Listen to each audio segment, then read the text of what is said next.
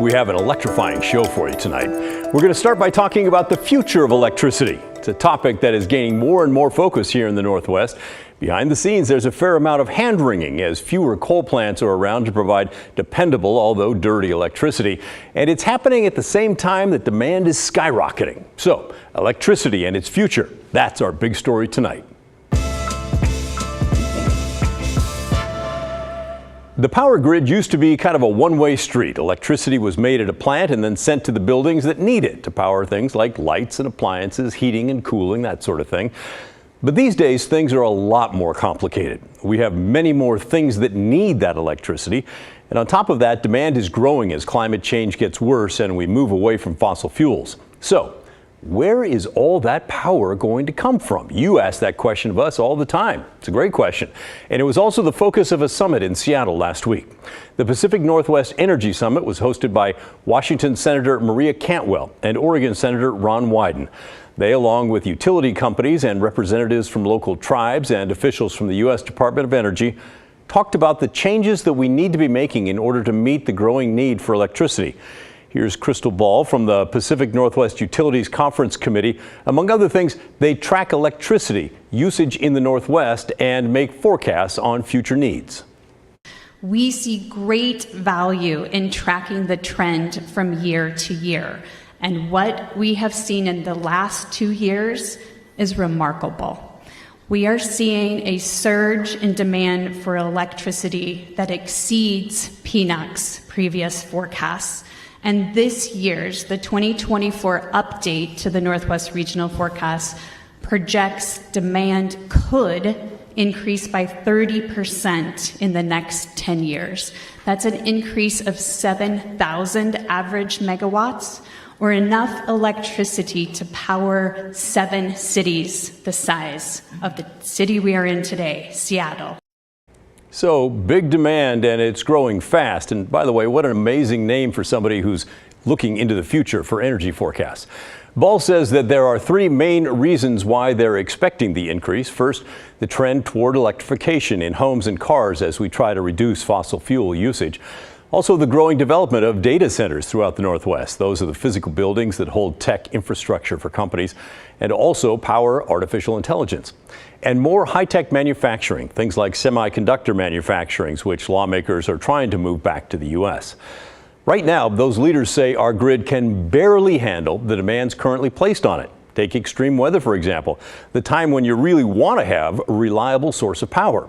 That's when our grid is at its most vulnerable, they say, and in recent years, on a national standpoint, we've definitely seen it fail from time to time, sometimes because of physical damage from the storms. Climate Central is a nonprofit made up of scientists who work on spreading the word about climate change. They say that 80% of the power outages in the last 20 years nationwide were due to weather, and that twice as many power outages happened in the past decade than the one before. So things are changing. But there have also been rolling blackouts when power companies choose to turn off the electricity to a certain area temporarily. In 11 different states across the country, utility companies have had to institute rolling blackouts because they just didn't have enough electricity for everyone at the same time. We saw that just 2 years ago when a winter storm in the southeast put a huge demand on the power grid there, and rolling blackouts were instituted in Tennessee, Kentucky, and North and South Carolina. Now, we haven't not had rolling blackouts here in the Northwest, at least not yet. But Kurt Miller from the Northwest Public Power Association says it has been really close. The future is now. The future is already here. We are already on the edge of an energy crisis across much of the United States, including the Northwest. And in the Northwest, we have not had to do that. We have not had to institute rolling blackouts, but we have come very close. Even this last Martin Luther King Jr. holiday, utilities in Oregon and Washington both declared stage 3 energy emergency alerts. The next step is blacking out their customers. So that's not great. So what do we do about it all? Those leaders are floating a couple of large-scale solutions, most of them years in the future. Remember when I told you about how our electric grid was built as a one-way system? Well, one of the things they would like to see is a multi-directional grid. That's where power is sent to buildings, and sometimes those buildings can send surplus energy back to the grid. Here's how Nancy Hirsch with the Northwest Energy Coalition explained it. getting more out of our buildings, managing our buildings will be the key to providing the demand, the peak and the reliability that we need. And that will require a multi-directional grid at the distribution level. We have a one-way power grid mostly. It comes from generation, goes to the buildings, to the load. The future, and in the near term even, is a multi-directional grid that supports the use of buildings as a resource to provide that peak energy. And as you know, the utility will interact with that building when they need it. Eventually, the idea is to have a smart grid in place so that power companies can dial in exactly how energy is being used and tweak it as conditions change. Now, some of this is done with artificial intelligence as well. Check out this video from the U.S. Department of Energy. The smart grid introduces a two-way dialogue where electricity and information can be exchanged between the utility and its customers. It's a developing network of communications, controls, computers, automation, and new technologies and tools working together to make the grid more efficient, more reliable, more secure, and greener. The smart grid enables newer technologies to be integrated, such as wind and solar energy production and plug-in electric vehicle charging. And I know our local utilities are working on that right now. The panelists at the summit were excited about that one. They say it's already showing promise in Portland, as I mentioned, during the heat wave we saw earlier this month, for example.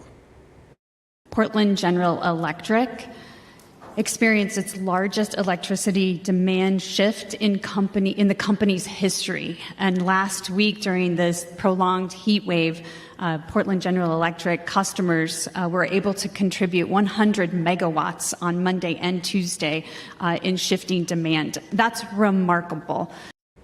Yes, it is. There are some other solutions that they're excited about. Green hydrogen, that's hydrogen that can be used for power. It's created by splitting water molecules by electrolysis into hydrogen and oxygen molecules. The hydrogen is used for power and the oxygen goes into the air. It's created using renewable energy sources like wind and solar. That's why it's green. But it needs to be stored and transported, and that infrastructure is a long ways off. Last year, the U.S. Department of Energy announced $1 billion in funding for the Pacific Northwest Hydrogen Association's PNW H2 hub to become a regional clean hydrogen hub. They're expecting to get another $5 billion in local investment. The hub is expected to create 10,000 jobs focused on clean hydrogen production and transportation. Then there's nuclear fusion, which is energy created when atomic nuclei combine. That's the opposite of how nuclear power works now, through fission, where atoms are split to create energy. Right now, research into fusion is underway, including at the University of Washington, but the technology is not quite there to create it yet. But 3 fusion energy companies are located in Washington state, and they're backed by hundreds of millions of dollars in venture capital money. Lawmakers in the Northwest are also looking at advanced nuclear energy, which are next generation nuclear reactors that can operate 24/7. Facilities are expected to start operating by 2030, with several companies operating in Washington.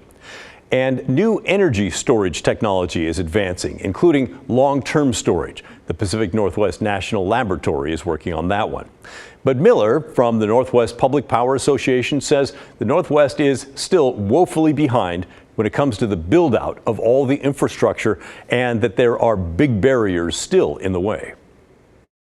We're only building at about half the rate we need to actually build to achieve the West Clean Energy goals. So what's causing that? One, certainly supply chain issues. But the other big pushback, Crystal mentioned this, is communities. Communities, the more that there are large-scale industrial solar and wind plants that are being built, the more that they start to push back against those, right? Because it can't, most of these fall in rural communities, and all of a sudden it can change the rural nature of those communities. And so there's that push and pull a little bit, right? Where we're trying to do something for the greater good, but at the same time, you have to respect those communities as well. So that's a challenge.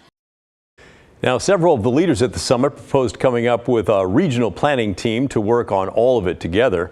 We're going to be keeping an eye on all this as it develops and bring you more updates. But what questions and concerns do you have about the power grid? Our team will keep them in mind as we continue to cover energy and climate. Send us an email, will you? The address is thestory@kgw.com or leave a voicemail at 503-226-5090.